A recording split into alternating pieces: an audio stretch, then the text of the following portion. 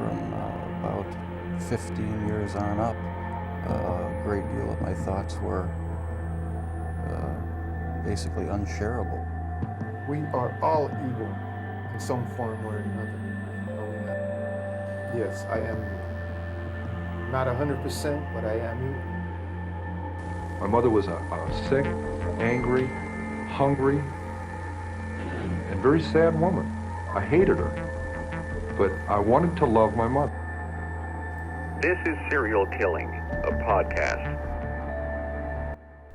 Welcome to Serial Killing's October Extravaganza, where for the entire month of October we've had extra podcasts / videos of varied horror-themed topics.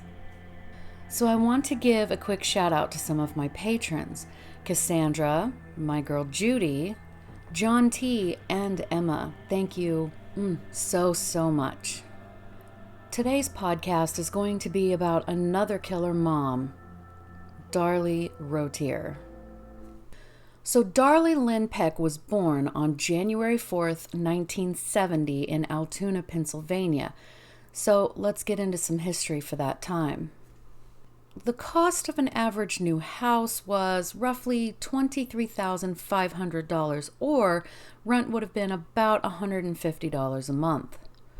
The average yearly salary was about $9,500 a month. A gallon of fuel was just 36 cents a gallon. And sadly, this would be the year that the infamous band The Beatles broke up. Now, it was Paul McCartney, one of the vocalists and the bass player, that would ultimately say he left the band, but word around the campfire is it was due to John Lennon's girlfriend, Yoko Ono. The Apollo 13 mission, lauded as the third mission to the moon, launched at 2:13 p.m. in April of 1970. About 3 hours after the launch, the mission was set on its trajectory to the moon. 2 days later, at about 10:07 p.m., the second oxygen tank exploded. This, of course, caused issues with the other oxygen tanks, and the crew contacted Capcom shortly after the incident with the famous line, "Houston, we have a problem." After about 3 hours, all of the oxygen stores were gone, and there was also a loss of water, electricity, and the propulsion system. The crew rations supplies and power in order to safely return to Earth. With very careful calculations, they were about to change the course of their trajectory and reposition the spacecraft towards our planet. After launching only 6 days later, the crew successfully landed in the Pacific Ocean and everyone survived. Also, in April of 1970, the then U.S. President Richard Nixon launched a secretive campaign called, quote, Operation Menu, in which American B-52 aircraft bombed the eastern side of Cambodia. This campaign lasted for over a year and took a great toll on the country as many civilian lives were lost. Nixon ordered a secret invasion of Cambodia by the U.S. and South Vietnamese troops. News of this invasion reached the U.S. and furthered the anti-war sentiments. There were massive protests against this. Several students were shot and killed by the National Guard at protests being held at Kent State University and Jackson State University. Soon after, Nixon did withdraw military presence from Cambodia. Also in 1970, Japan became the world's fourth space power. This was after the Soviet Union in 1957, the United States in 1958, and France in 1965. Also, the very first Earth Day was celebrated as the U.S. Environmental Protection Agency, or EPA, began operations. And then for my Australians, Australia suffered one of the worst numbers of fires, killing at least 75 people and had injured another 800.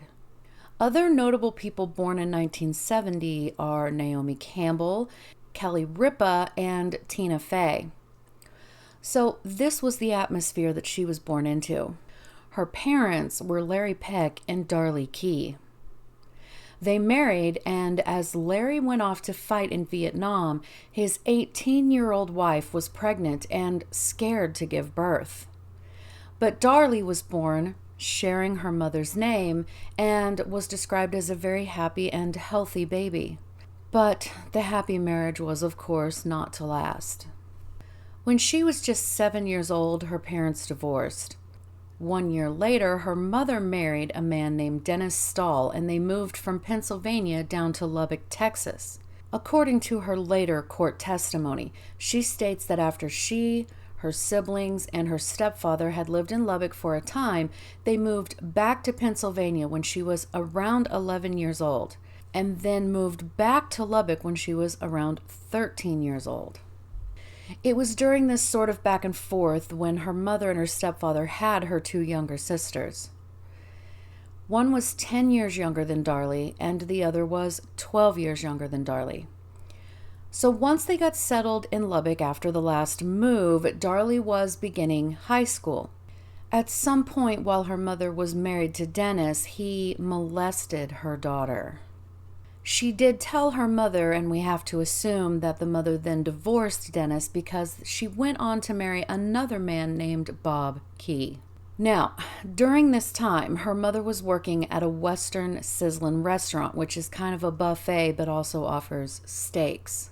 In 1985, a 17-year-old young man by the name of Darlie Routier was also working at the restaurant with her mother. He was actually the assistant manager at this point.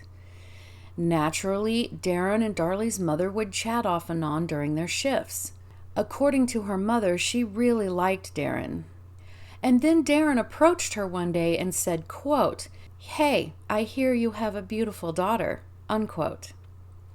On Mother's Day that year, 15-year-old Darlie went up to the restaurant with her mother and she introduced the two.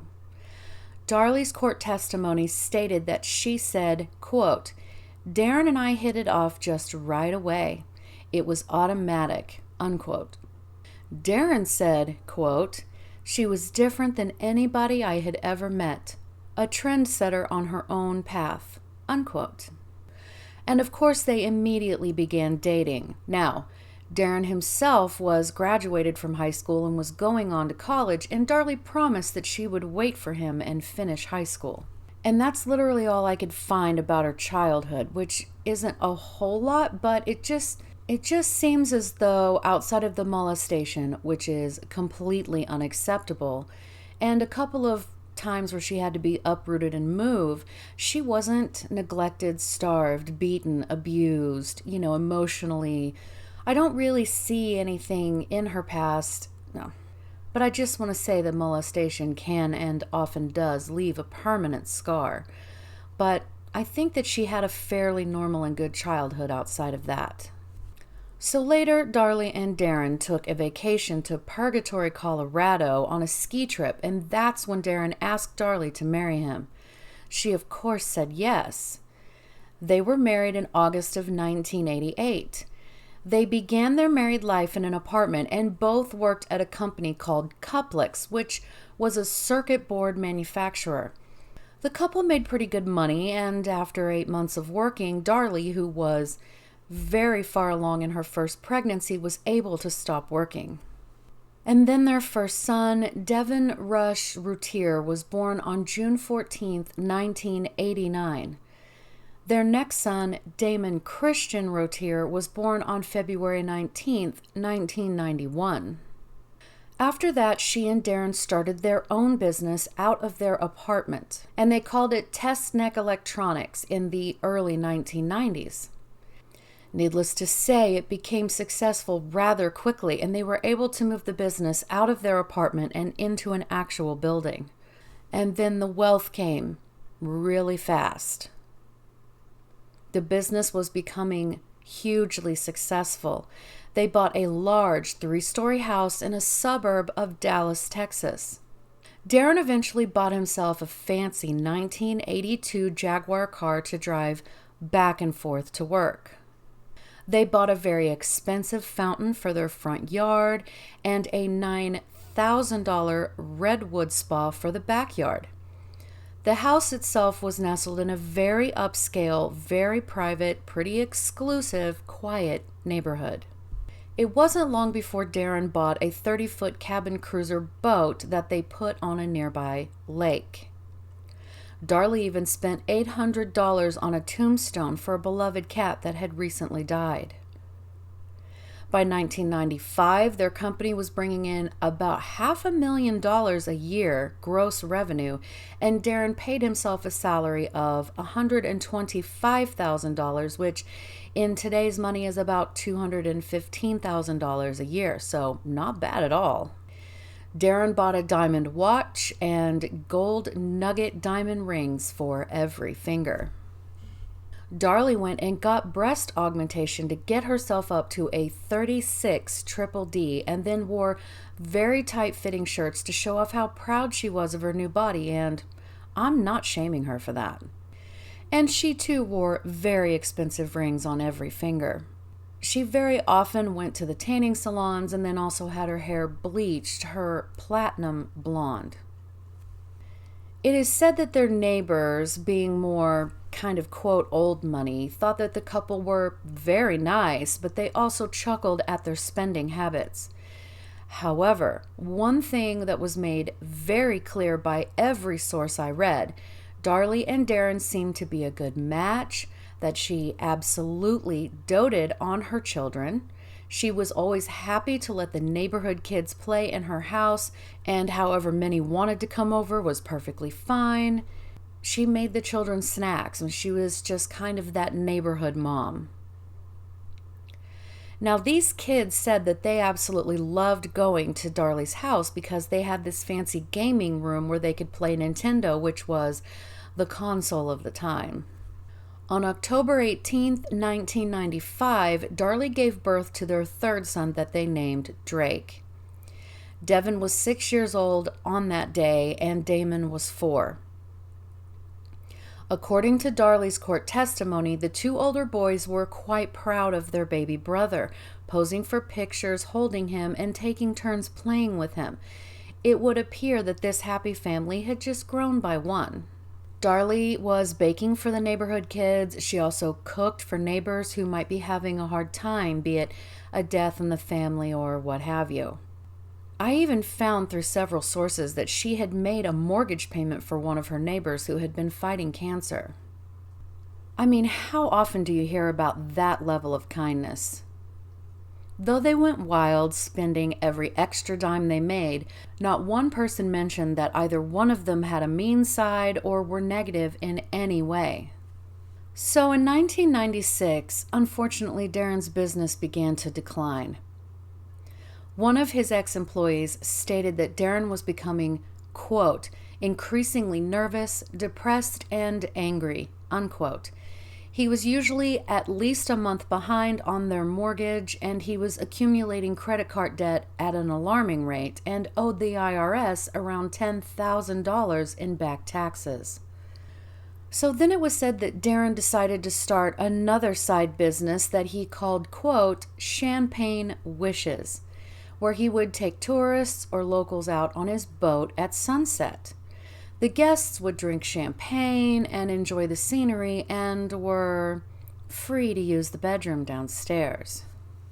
Now, I didn't find anywhere where this business had had really any, if much, success, and really Darlie's spending never slowed down either.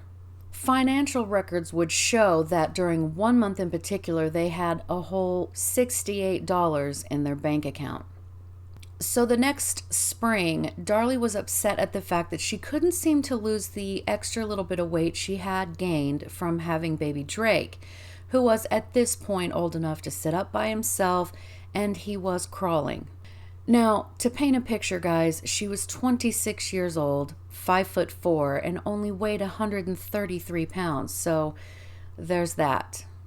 She had officially stopped breastfeeding the baby and had begun some prescription diet pills.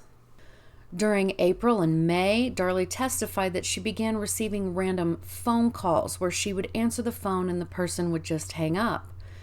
Or they would just stay on the line and she would keep saying, "Hello, who is this?" and there would be nothing. But she thought it was kids prank calling her and really didn't think much of it. But my research also found that it was pretty apparent that Darlie was suffering from a bit of postpartum depression as well. She described herself as being a bit moody all the time. In early May, she had had some days that were particularly rough, and she stated that she had been crying a lot off and on. She called Darren at work and asked him to come home, to which he did. He found her upstairs, lying on the bed, crying. Baby Drake was having a nap in his crib, and Damon, who hadn't quite started kindergarten, was watching television. Darlie told her husband that she didn't really like feeling the way that she had been feeling for the past couple days, and she didn't understand why she was feeling that way. Again, most likely she was suffering from some postpartum depression. She admitted to Darren that, if even for a brief moment, she had contemplated suicide. And this made Darren break down as well. She later testified that after she had confessed this to Darren about, how she'd been feeling, she actually felt quite a bit better, and he instructed her to call him at work if she needed him again. So if we take a look at this, I think there's some things going on other than just postpartum depression. See, she had just quit breastfeeding as well. And anyone who's not familiar with all of that business, a woman's cycle most often does not resume until she gets done breastfeeding a baby. It's nature's way of kind of ensuring that another baby doesn't come along while she's trying to breastfeed the first. Now, this is by no means a foolproof form of birth control, okay? So I'm not saying that. But it is kind of a general rule. So we are looking at a woman with some pretty fluctuating hormones who was having some postpartum depression and was getting ready to resume her cycle. So on June 5th, Darlie had a woman at her house, and I'm making an assumption it was the housekeeper, but don't hold me to that. At 6 p.m., the woman's daughter came to pick her up, and all three women witnessed a black car driving down the back alley that runs in between the houses that face away from each other. Now, Darlie claimed the person driving the black car had slowed down, looked into her garage, which the door was up and open, and then drove off. The mother and daughter also saw the black car, and the mother asked why, and, excuse me, her words not mine, why there was a black man driving through the alley of that neighborhood, to which her daughter said that there were many black families living in that neighborhood and to, quote, quit freaking out, unquote. Consequently, though, another neighbor later testified to seeing a black car that matched that description drive past the Routier's house a few times about a month before this day. The neighbor stated, quote, he would slow down. It wasn't uncommon for people as they went around the corner to slow down and look at the Routier's fountain. So I saw him doing that, unquote. This neighbor also claimed that she talked to Darren about it and that he did seem concerned. But what bothers me is that apparently he wasn't concerned enough to call in for a police report or, I don't know, turn on the home safety alarm. So that night, Darren got home from work and he had brought with him Darlie's sister Dana, who also worked at their business. The family all sat together and had dinner. Afterwards, the boys went back outside to play with their friends as the grown-ups discussed their day. Quite normal. Darren went to the backyard to fix a gate on the fence that they had, and then he went into the garage to sort through some garage sale stuff because they had planned on having one. Around 8:30 that night, Darlie told the neighborhood kids that it was time for them to go home, and she brought her two boys inside. Darren left to take Dana home, and he returned home about a half hour later. So the boys put their pajamas on, grabbed pillows and blankets, and asked if they could go downstairs and watch TV and fall asleep down there. Around 10 p.m., the house was quiet. Devin had fallen asleep in front of the TV, and Damon was still awake and watching. Darlie was laying on the couch with Drake on her as the boys were watching TV, and Drake became fussy. So Darlie got up and she made him a bottle, and then Darren said that he would take the baby upstairs and rock him and put him to bed. He had wanted to watch the news, and Darlie didn't really want to, and side note, who freaking does anymore? Eventually, Darren fell asleep upstairs with baby Drake, while Darlie fell asleep downstairs with Devin and Damon. Now what happened later, only Darlie knows the complete truth of that. At 2:31 a.m., Darlie called 911, completely hysterical. I would add that 911 call here, but I'm hearing that YouTube's taking those out of my videos. But needless to say, she was screaming and crying into the phone, telling them that someone had broken into their home and had just stabbed her and her children. She was desperate for the police and an ambulance to get to her house immediately because her boys were dying. She stated that she had touched the knife that she believed to be the murder weapon and expressed concerns that she might have ruined it to, pick up fingerprints.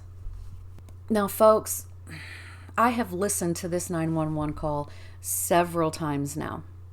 I obviously do not have the experience that seasoned detectives and cops and the professionals have.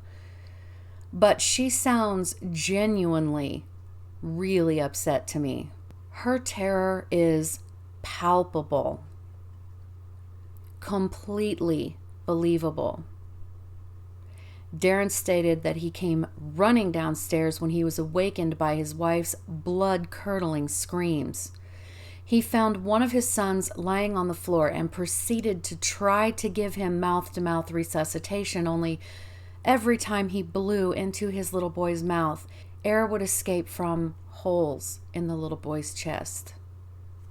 Now, Darlie herself had a horrible stab wound to her right forearm, and her throat had been slit, missing her carotid artery by like a couple of millimeters. And these were not superficial, guys. They were deep and dangerous.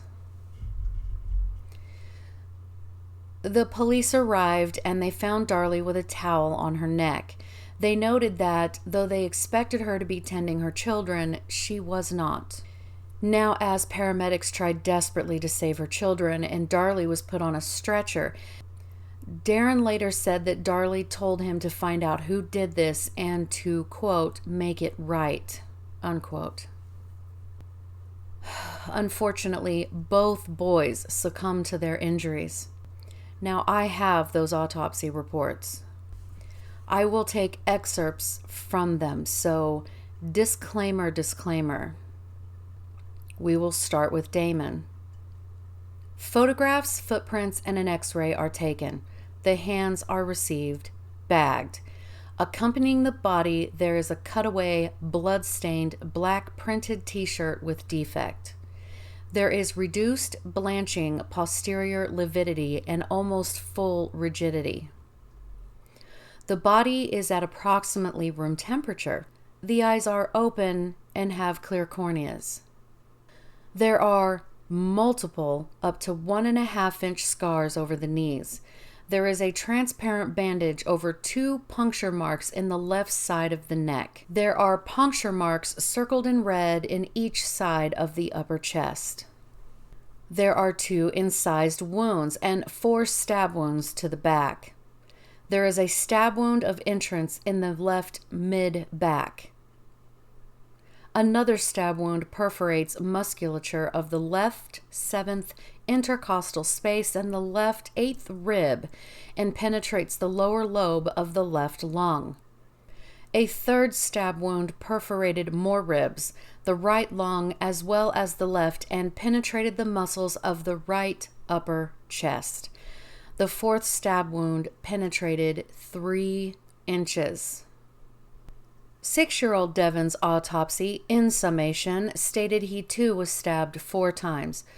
Once in the upper left chest, penetrating his ribs and lung, and was 5 inches deep.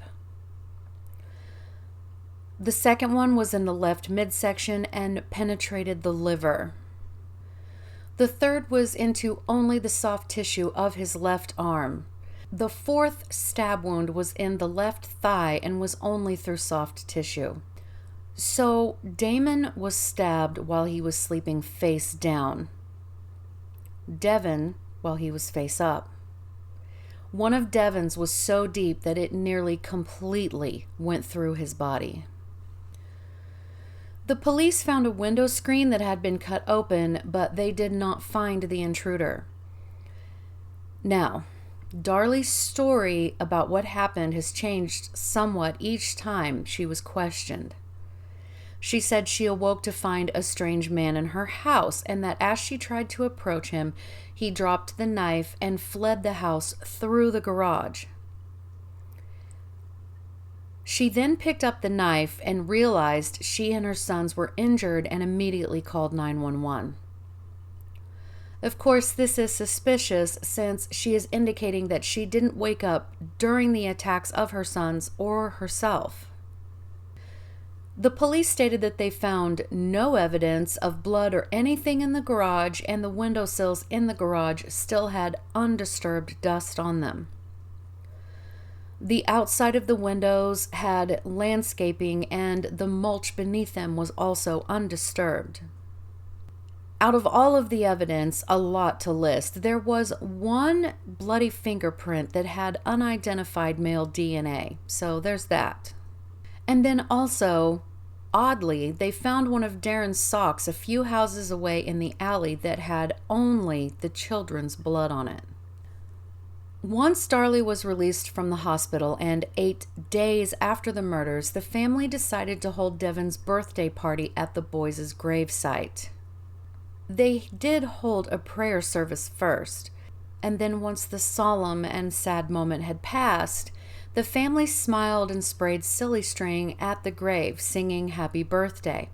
Now, the local news stations filmed this, and they left the prior prayer service out, of course, leaving only the part where the family was smiling, silly string, and singing. This was immediately used as evidence of Darlie's guilt. She did later say, quote, "He wanted to be 7. I did the only thing I knew to do to honor him and give him all his wishes because he was not here anymore. But how do you know what you're going to do when you lose 2 children? How do you know how you're going to act?" Unquote. I mean, yeah. And though the police wanted the doctors to tell them that Darlie's wounds were self-inflicted, the doctors told them that not likely, but it wasn't necessarily out of the realm of possibilities. Also, after she was discharged, though, she did show police some rather heavy bruising on the underneath of both of her forearms, wrist to elbow. They were told the bruising was too fresh to be from the night of the crime. Detectives questioned why her sons were stabbed so viciously, but she only had one stab wound in her arm and then the cut on her throat. So they tried to replicate the crime to Darlie's statement, and of course things didn't add up. There still should have been blood from the boys that splattered a bit when the intruder dropped the knife. After using our beloved luminol, they did find blood around the kitchen and in the sink, which would have been consistent with someone washing blood off of his or her hands. There were signs that Darlie's blood had also been wiped around with a towel. This led them to think that she had cut her own throat over the sink. There was also the question of a bread knife in the kitchen that they said had fibers on it consistent with the window screen. There are professionals that say that that's not what that was. So really, the most odd thing was Darren's sock found in the back alley. It had none of Darlie's blood on it, and they wondered how it even got there. They suspected Darlie had carried it there, but she would have left a trail of her own blood there and back. No blood was on the back patio or the back fence, and she did lose a significant amount of her own blood from her neck injury alone. So they then said she stabbed her boys. She ran the sock outside and down the alley, by the way, in a t-shirt and underwear, and then ran back and slit her own throat along with stabbing herself with her non-dominant hand into her right forearm.